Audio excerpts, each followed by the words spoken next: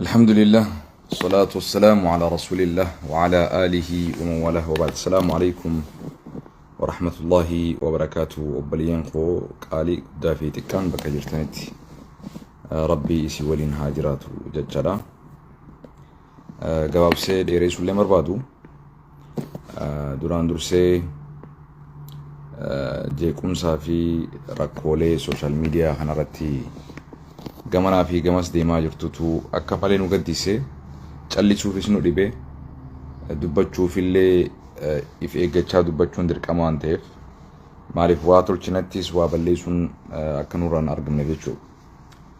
Gabaasuun jechuu barbaadu obboleessa kiyya Khadir Martuu bilbila keetillee si bilbileetiin dadhabe bilbila duurillee si bilbilaatiin hin kaastu bilbila haariyaa illee kalammadaa haadha manaa keetii haadha sabaa irraa hin fudhadhe sunillee si bilbileen ture hin kaastu isillee akka nama manguddootti mee yoo si dhagahe jennee isillee gaafanne isilleen akka nuun jettetti gaa obboleessa koo Khadir Martuu abbaa manaa kiyyaa sooshaal miidiyaa kanarratti waan jettuu fi waan guutuu kana dhiisillee jennaan guutumaa guutuutu sooshaal miidiyaa kana uniin dhiisaa haganaan jedhu takka ani waa takka illee hin barreessu hin dubbadhu haganaan jedhu takka nutti illee himte haa ta'u garuu eegas booda illee kunnoo wantoonni ati barreessitu wantoonni ati jettu waan sin madaallee waan sin fakkaanne jechuudha. Kanaaf gaa nuti akka obboleessa islaamatti hawaasa keenya keessatti burjaajii uumaa waan jirtuuf rabbi sodaadhu irraa dhaabbadhu sin jenna.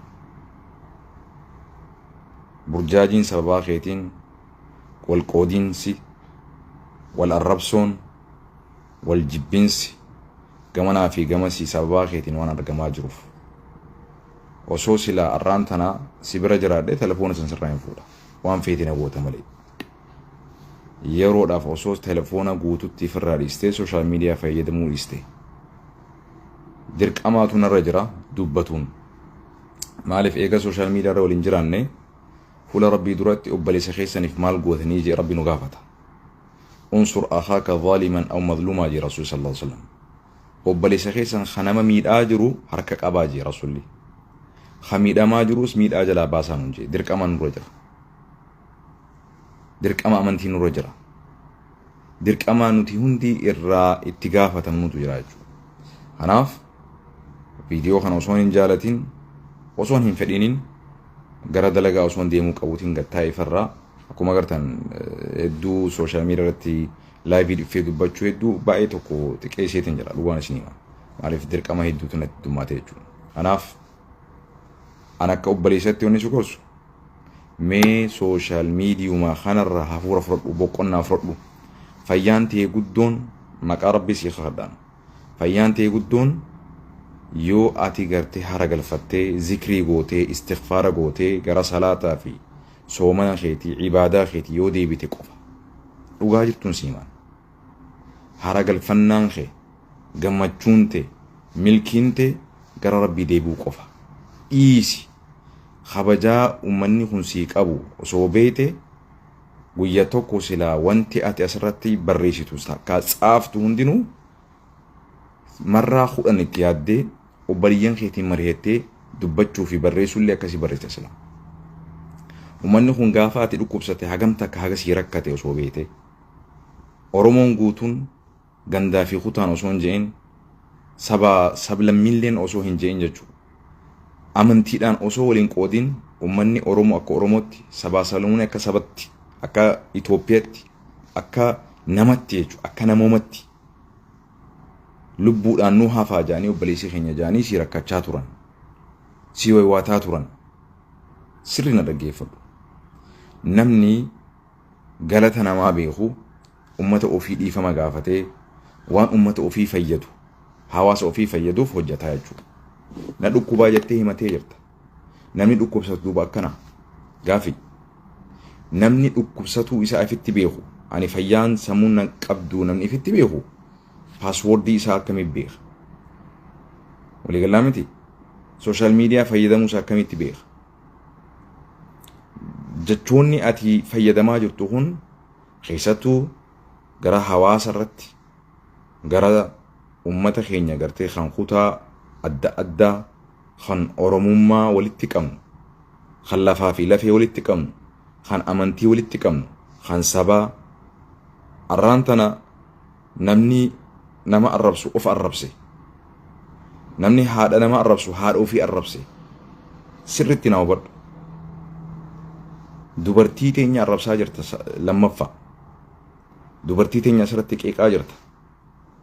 Daangaa amantii akka malee tarsaasaa jirta. Dhaabbadhu waliin jechuun dirqama ammaan tana. Yoo dhaabbachuun si dhibu ta'e immoo social meediyaan kun akka sirratti cufamus taasisuu danda'a hawaasni kun beeku. Hawaasummaa ati gartee nin dheebodheef nin rakkadheef nin beeleef jettu kun yoo ati irraa nagee hin kennineef akka social meediyaan fayyadamne si godhuu danda'a beeku. Namni kun hundi yoo riippoorti si godhe sirratti cufamaa beeku. Kana beekuu qabda. Kana beekuu qabda. Hawaasa akkaan si jaalatu ifitti ifin mufachiisin. Haga xiqqoo gartee namni kun xiqqoo fayyaan qabu kininaatu akkan isa godhe jennullee sadarkaa san bira amma uzrii san bira excuse san bira dabraa jirta. Daangaa akka malee tarkaanfachaa jirta. Waan namni dhugaadhaan dhukkubsataan fayyaan hin qabne hin goone godhaa jirta. Gara amantiitiin daangaa akka malee dabraa jirta. Gara hawaasummaatiin daangaa akka malee dabraa jirta. Gara namoomaatiin illee dubartii teenya xiqqeessuu keessatti haadhaa fi haadhawwan keenya ilmaan keenya xiqqeessuu keessatti wantoonni ati tsaafaa jirtu barreessaa jirtu waan sirriitii miti. Dhiisi. Kalammadaa kana gaddisiisu immoo namoota obboleessa keenya Kadiir Martuutiin rabbii sodaadhu jechuu dhiisanii free lawyer akka xabaqaa bilisaa xabaqaa naataa hajii inni ergatetti irra diddibanii inumaa isaaf dubbatan. Come on man. Dhagaye dogoggorri namni badii balleessu gandan qabu amantiin qabu maatiin qabu. Namni gisee waa balleesse akka maatittis itti dubbatan akka gosattis itti dubbatan akka lammittis itti dubbatan akka amantittis itti dubbatan akka namattis itti dubbatan. Haadhatee yoo taatellee abbaa kee yoo ta'ellee yoo dogoggora irra jiraatan dhaabbadhaa jaaniin sirrii miti jaaniin abbaa fedhe haa ta'u. Namni gandummaan si macheessite machii tana keessaa ba'in sin rabbi sodaadhuun sin jaa. Ati dogoggorri dalagamaa jiru sitti mul'atu ganaa laganaa dhalataa ganda kiyyaatii fi biyya kiyyaatu si mul'ataa jira jechuudha. You don't know. Rakkoon tuni rakkoo guddoo fiduu akka dandeessu achi tilmaamtee ilaalaa jirtu. Sammuun kee sirrii jiraaf hin jiru kanarratti madaali. Kanarratti wal madaalaa jirra immoo sirriitti. Dhugaadhaansa uummanni kun uummatuma keenyaa jechuun gaafii natti haa jira jechuudha. Namni dhugaa deeggara malee namaa miti ka deeggaru. Cubbuu dura dhaabbadhaa. Dogoggora dura dhaabbadhaa. Arraan tana wanni isin galmeessaa jirtan fuula rabbii duratti itti gaafatamtan. Maaliif cubbuu duraan dhaabbanne jee rabbi tokko tokko si gaafachuu ta'a. Obboleessa keessan kan miidhamaa jiru, kan namallee miidhaa jiru, isallee miidhaa keessaa baasuu dhiistanii, miidhaa inni itti jirullee dhaabsisuu dhiistanii, inumaa miidhaa saniif akka inni itti fuufu gaasa irratti rabaa jirtan jechuudha. This is disaster. Kuni namoomaa miti. Kuni gosummaadhaallee miti. Namni yoo gosummaadhaafillee qoroqqorame, biyyummaafillee qoroqqorame, gandaafillee qoroqqorame waan gaariidhaan waliif hawwa malee obboleessa ofii ibiddatti darbee jalaan dhaabbatu. Kanaaf ana obboleessa kiyyallee warra jabaadhu siin jedhu tokkollee hin dhagehin. Guyyaa qiyaamaa uummanni kun ragaa sirratti bahuu deema. Ragaa siif bahuu miti. Ragaa sirratti bahuu deema. Tana sirriitti hubadhu. Kanaaf obboleessa koo mee xiqqoo gattaa'i tasgabbaa'i. Namalee beekaan ni jiraas jee amani. Suuta deema deero. Qabsaawwanis ni jira namalee amani. Artiistis agarre. Artiistiin yooga akkana ta'u ta'e this is wrong. Kanaaf obboleessa koo hedduus illee achi daangaa dabruu barbaadu dhaabbadhu. Dhaabbadhu. Rabbii kee sodaadhu. Maqaa rabbiitiin si gaafadha. Maqaa Nabi Muhammad alayhi salaatu wasalaam ati akkasitti isaaf bochuu sanin Nabiyyi Muhammad alayhi salaatu wasalaam ruuxii takkittii qaalii qabdu talammada siif hin kennamne tan baastee kennituuf sanin nabiyyi ulfaataa nabiyyi kabajaa qabu ka ati jaalattu jaalalli keenya hundaasan alayhi salaatu wasalaam maqaa saniin si gaafadha. Dhaabbadhu dhiisi cufi sooshaal miidiyaa irraa bahi.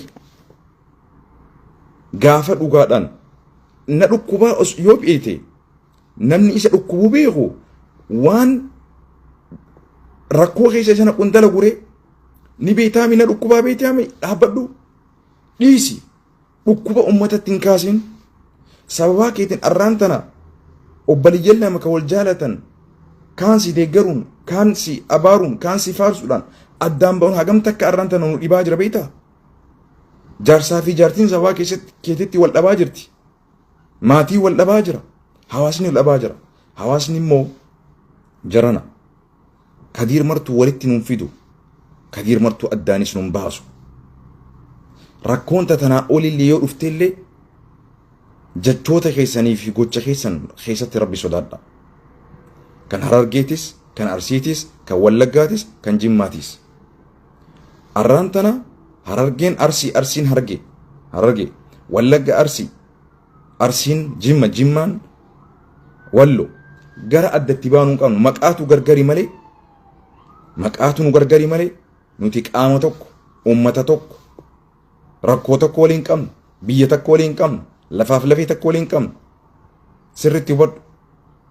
Arraa namni tokko dogoggoreef waliin dogoggoruun qabdan namni tokko wallaaleef walii wallaaluun qabdan isinis dhaabbadhaa. Iffaarsuu fi wal faarsuu fi wal abaaruu fi wal xiqqeessuu fi wal qabuu fi wal gaqqabu dhiisaa. Kanaan miti. Arra namni kun nama dhuunfaa tokko nama bakka gandaa fi amantii fi sabaa fi sabnoota bakka bu'ee dubbataa jiru miti. Akka nama tokkotti ilaala. Badiin isaa badiisaati. Warri isaaf xabaqaa taatan immoo dogoggora keessa jirtanii tasgabbaawa isaan rabbi sodaadhu jechuu dhiistanii waan biraa keessa seenaa jirtan sirriidhaa miti kun. Kanaaf ulfaadhaa wayyooma dubbii tana osoo nurraa cuftanii gaariidha. Namni immoo obboleessa keenya dhiyaatan bakka jirtanitti osoo telefoona irraa fuutan fayyaan isaan guddaan telefoona irratti hidhaa qaba. Fayyaan obboleessa keenyaa itti fufuudhaaf nagee argatuudhaaf telefoona irraa yoo inni nageen arganne nageen argatu gurbaan kun telefoona irraa fuudha. Telefoona rabbitti haa bilbilatu. Hawaasa isaa rakkatee isaa beelawee isaa dheebotee isa jaalatu qalbii fittiin cabsin qalbii ummata irraan haftu. Qalbii ummata irraan haftu. Aalimaa fi beekaa fi sheekaa fi hawaasa guddaa kanarraan haftu. Rabbii gaditti hawaasa kanaan jirta adeero. Rabbii gaditti arra hawaasa namni kutaa tokko tuqe Oromoo fi Oromiyaa guutuu tuqe. Itoophiyaa guutuu tuqe. Afrikaa guutuu tuqe. Talammada warri abalu sarara diimaa abalu akkasii abalu walii jettanis dhaabbadhaa gatti. Isin ka dubbii uwwisaa jiru. Isin ka fitnaa kaasaa jiru. Isa ummanni isin quwan qabu ummanni isin kaan sarara diimaa maal diimaa jettaniin sun gandaaf hin dhalanne saba bira dabree Afrikaa bira dabree addunyaaf bu'aa buusaa jira. Hayyoonni keenyaas abbootiin qabeenyaa keenyaas hundinuu gandaa fi miti ganda isin odeessanii hin beekanii isaan dhageenutu hin beekan gandaa fi isin gandatti gannu deebistanii namni eega achi deeme come on namni eega gubbaa kana bi akkamitti gad bu'a gandatti dhalanne malee gandaaf hin dhalanne jechuuf if wallaaltanii namni gandatti dhalate malee gandaaf hin dhalanne hagandaatii miti tokkoon keessan hagandaatii miti kanaaf beekaa ganda xiqqattiif hin deebisina eega rabbi isin guddisee itti gaafatamtoota addunyaa rabbi isin taasise ani gandi xiyyanatti qaatee jira jettee yaaduu qabda. Ani haguutuu addunyaati jettee yaaduu qabda. Bahi machii gandummaatii fi gosummaatii fi no. Sadarkaan itti yaaduu qabdu sadarkaa guddina addunyaatti itti gaafatamummaa na jira malee hoxxee ganda xiqqaa tokkoof itti gaafatamaadha jettee if xiqqeessuun qabdu. Gandi ati yaaddu kuni ganda guutuu addunyaatu itti abbaadha yaaduu qabdaati. Kana rabbiin kasi godheeti. Ulfina akkasii qabda fitti beeki. Walii galaa miti. Gosti ati lakkaawwattu, gandi ati lakkaawwattu natti xiqqaataa jechuu qabda. Ani ha biyya guutuuti, ha addunyaa guutuuti, ha Oromoo fi sabaa sablammootaati, ha guutuu Afrikaati, ha guutuu addunyaati. Sadarkaa sanii yaaduu qabda. Kanaan sinjaa ulfaadhaa galatoomaa obboleessa keenya rabbi haa fayyisu, rabbi nu haa qajeelchu. Dubartii teenyarraayis wanni ati tsaaftu, wanni ati barreessaa jirtu sirriidhaan miti dhaabbadhu. Ilmaan xixiqqaati qabdutu waan kana daawwata. Arra namni miilaan kufee mucucaate yoo cabe deebisuu danda'an miila cabe san. Namni arrabaan kufee cabe immoo deebisuun nama dhiba. Walii galaa miti. Jachi arrabni kee kun haga ati irratti qabdu siituu itti mootii, siituu itti abba. Gaafa wanni arrabni kee kun afaanii si bahee waan hamtuu jette immoo isaatu si hoggana. Kanaaf wantooti ati barreessitu kun daran dhibee ta'e irratti rakkoo irratti uumaa jiran. Tasgabbii kee irratti rakkoo uumaa jiran. Fayyaa kee irratti rakkoo uumaa jiran. Wanni ati barreessitu kun dhufee ofiifuu dhukkuba sitti haa jira dhiisi. Hogguu ati waa jettu namaa waa sinjaa. Jechoonni namaa sun daran sammuu si sarbaa jira. Daran si miidhaa jira. Daran onnee si gubaa jira. Daran xiiqii keessa si naqee halkanii guyyaa maaliin barreessa jedhee rakkoo sitti uumaa jira. Kana na hubadhu obboleessa koo. Ani Dr. Amit garuu immoo waa hunda waan doktorri beekuullee baadhu waan inni beeku hunda wallaalu immoo kana hubadhu. Dhiibbaa wanni si godhaa jiru wantoota ati barreessitu. Gisi ati barreessitu koomantiin sirra barreeffamu daran xiiqii keessa si naqaa jira. Dhiisi. Eega fayyaan qabu jette namni fayyaan qabne wal'aansa barbaaddata. Wal'aansi kee tokko immoo sooshaal miidiyaa irraa ati nagee argatu hafuura fudhatu. Namni fayyaan qabne paaswoordii akkamitti beeka? Namni fayyaan qabne wantoota namni fayyaa qabuu hin yaadanne akkamii yaadattee barreessitaati? Gaafidha. Sun rabbiitu beekaa jechuudha. Kanaaf yoo dhugaadhaan na dhageessu taate, yoo akka obboleessa Islaamatti, yoo akka nama tokko guyyaa tokko gurbaan kun hadiisa hima jettee kana dhageessu taate arraan tanaan si kadhadha maqaa rabbiitiin. Si kadhadhe yoo didde immoo hawaasni akkasi jaalatu kun guyyaa tokkotti sooshaal miidiyaa sirra cufuu danda'a. Kana beeki. Nageenyaa jiraadha turtii gaarii. Assalamu alaikum warahmatullahi wabarakatuh.